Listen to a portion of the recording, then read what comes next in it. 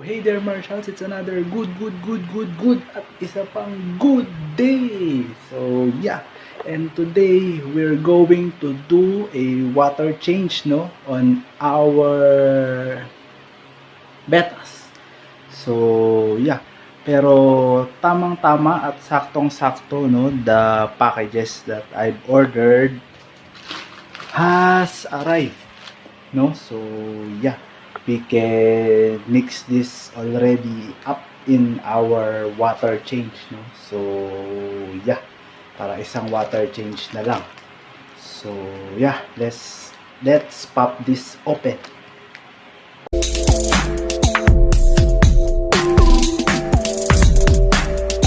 So yes, lately I've been hooked into this betta hobby.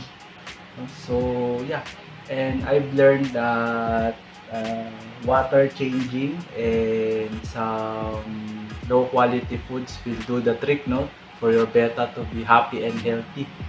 So yeah, I didn't know that there are still a lot of things to include in the water, and yeah, to feed them in order for them to be happy and healthy, and be at least show ready or display ready, So yep, let's pop this open up for the first one.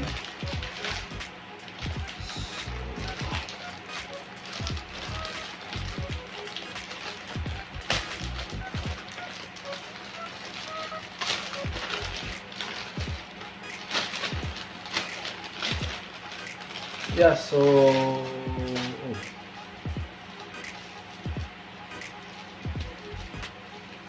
as many packaging, so I would need a scissor. Hangin yan. Yeah. So yep.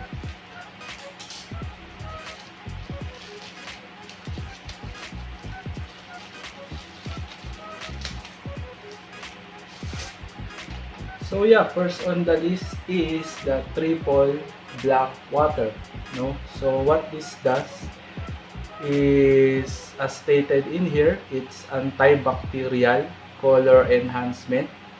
It also contains high concentrations of natural organic matters, perfect simulation of natural Amazon water quality. So yeah, this acts as your talisay, or I would say almond leaves, So yeah, but it's a better formulation, or better than talisay alone, So yeah, this would replace it.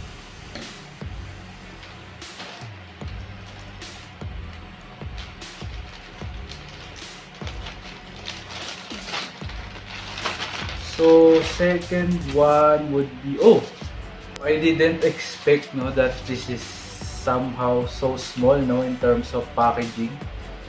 But yeah, in the local pet store, I did buy a betta pellet that only costs 50 pesos. Its packaging, it's much bigger than this. So but this, it costs around 240 pesos, and now you're seeing that yeah, it's a size of a twin pack shampoo, I would say. So yeah, but let's try if this will help our betta somehow be display ready. So yeah, ingredients, let's read the ingredients of this North Pin Super Betta. So yeah, don't worry, as I'm opening this one, I will link, or I will show somewhere here the shops or the actual page where did I get this. So by the way, all of this came from Shopee. So the only thing that we need to know is where or what shops sells the least expensive, or the, should I say, most affordable one. So yeah. And as for the ingredients, we have 85% whole Antarctic cream milk, wheat flour, organic yolk, spirulina, garlic, montmorillonite clay, vitamin A acetate, ascorbate, I don't know anything of this, vitamin B12 supplement, wow, riboflavin supplement, another vitamin B, no, niacin, antotetic acid, thiamine, calcium, pantonate, and pyridoxine hydrochloride, folic acid, biotin, choline chloride, cobalt sulfate, ferrosulfate, manganese sulfate, selenium, zinc, wow, rosmarine extract. so yeah. This one is far more better, no, than the regular feeds or regular pellets that can be bought on your local pet store, no? So if you're serious about your betta, then purchase this one, no? So yeah, and for the last package, we're popping it open.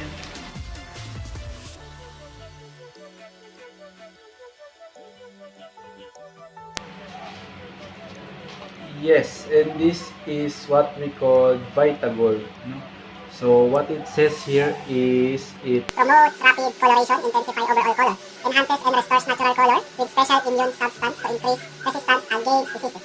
And it increases vitality, for vitality, I would say, I don't know. Then color gets brighter and stronger in just 2 weeks. no. So yeah, this is basically a vitamin, no, for your betta. And it has beta carotene, which is, I would say, good for the eyes. Good for the, yeah. So yeah, these 3 items here are recommended by the people on the GC where I bought, no, my bettas, no. So shout out to Sir Chris out there, Sir Patrick, and Sir Matthew, no. Thanks for the suggestions, no, because I am not that expert, no, when it comes to betta. So good thing they are there, no, to support me, or at least to guide me on how to do so. So yeah, without further ado, let's get into the water change and we will apply this. And yeah, so as for the let me know later what to do. Meanwhile, Yes guys, as for the water changing on my betta, no, I'm just doing a simple trick wherein you will get this siphon, what do you call this, silicone hose, no.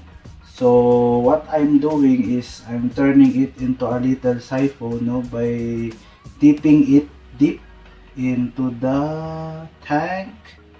So I'm making sure that it will be filled up with water. Then what I'm doing is I'm covering the tip of it, no, for the water to get stuck on this one. So yeah, let's do it real quick. Yeah.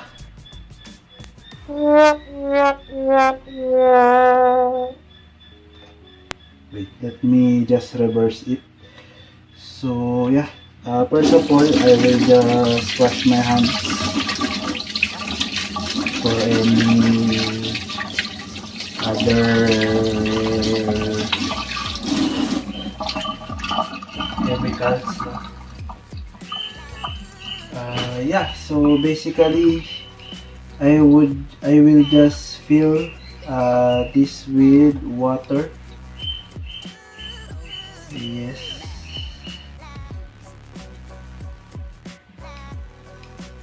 And yeah, cover the tip. Then as you can see, the water is stuck already. Then what I will do is let it flow.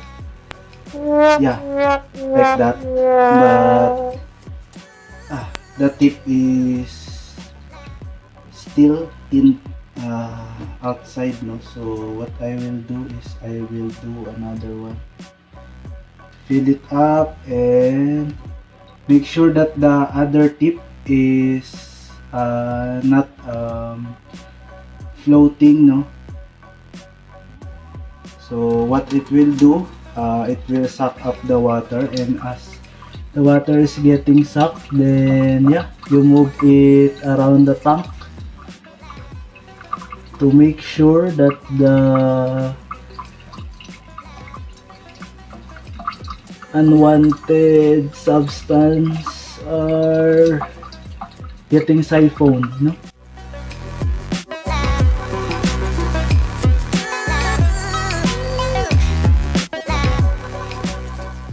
So yeah, this may take a while, no? Depending on how dirty your tank is.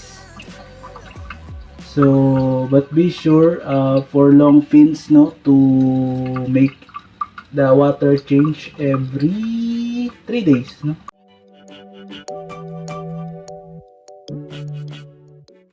And just leave approximately 30% of it, no? So for this one I'll be using a water that's direct, or should I say directly captured, no, from my aquarium, no, because this one is quite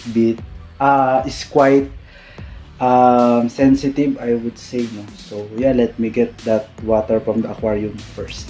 A few inches later.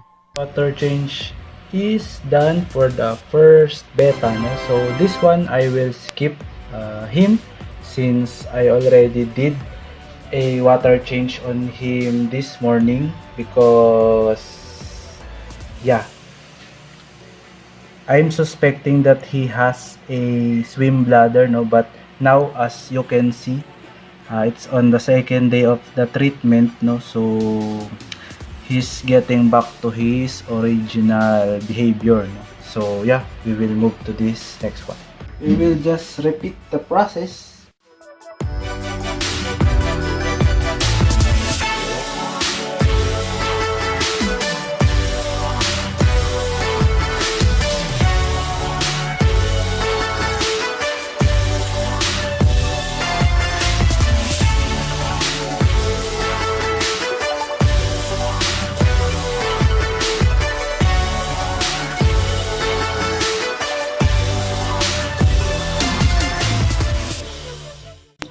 Okay, and let's proceed to the last one, no? So let me get him.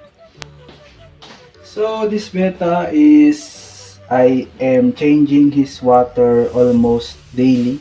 No, not almost, it's daily, no, because he has the fin rot, no, as you can see. So yeah, let's fill him up with water.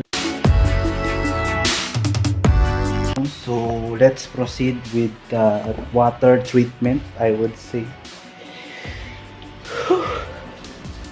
Okay, let's go. Let's pop this triple block first. Okay, yeah, let's pop this one, and as you can see, it has that drops, no, same with the alcohol. So yeah, and according to my pals out there on our GC, for this 4x6x8 tank, we will just be needing 2 drops for each, no? So let me have that 1 and 2, and 1 and 2, and 1 and 2. Yes, and that should do the trick. So yeah,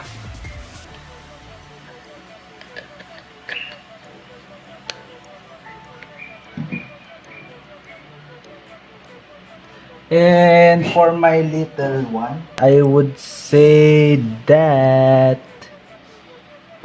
he needs only a drop, no? So because his, you know, his tank is much smaller, no, so yeah, that should do the trick.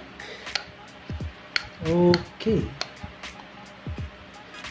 and for these two, no, they are, I think, needing much attention, no. So yeah, because this one, I said a while ago that he has a fin rot, no, and this one, he's being, you know, slacking up, no, lately, no. So yeah, I think they need some vitamins, no? So yeah,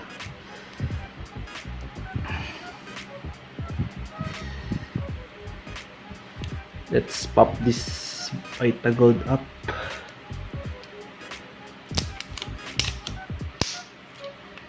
Oh, by the way, I don't know why this one is not sealed, no? So yeah, comment down below if this shouldn't be sealed at all, or this one should be sealed as well, same with the Vita Gold, no? So that I will know if this is legit 100% new or not, no? So yeah, let's pop the Vita Gold open and let's put a drop. Boom! And that one. And for this one too, let's put a drop and two. Yes. And I think that should do the trick.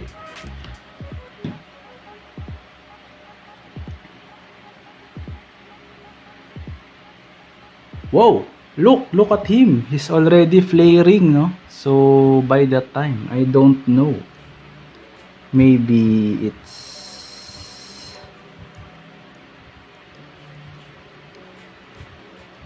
being absorbed right now. I don't know. So yeah. Hopefully he will be happy again. So yeah. Let me correct that up, no? So 5 to 10 drops per gallon, no? So I will still add 3. 1 1 2 3. Okay. For this one, I should say 2. Okay, just add 1 and 2. Okay, that will do that. So yes, and for the final touch, don't forget to add a pinch of, yes, you got it right, pinch of rock salt, no? Preferably rock salt, no? So yeah, just pinch it in, and yeah, that should do the trick. So yeah, if you don't have the aquarium salt, you can always use rock salt, no? So don't use iodized or any kind of salt, no? Just rock salt. So yeah. The next morning. Another way of using the Vita Gold is by mixing it with their pellets, no? So yep, let's just pop this open.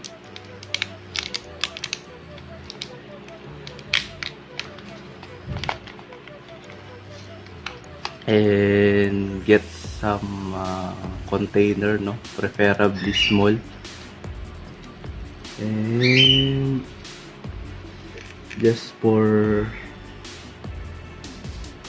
2, 4, 6, 8, 10, 11, 12, 13, 14, 15. So yes. And then what you gonna do is just shake a little bit, shake the Vita Gold a little bit, and pour it onto the feeds, no? So I would say 2 drops will do,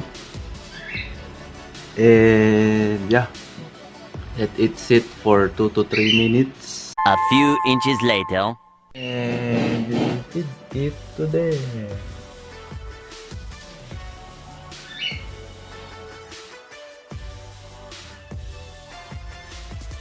Yes guys, and that's basically our video for today.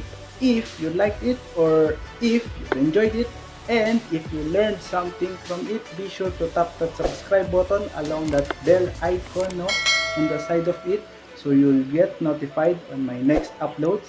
And also please do like and share it with your friends, no? So yeah, we can spread the knowledge, no, that I've shared today, no, for our future beta breeders, or should I say beta hobbies, no?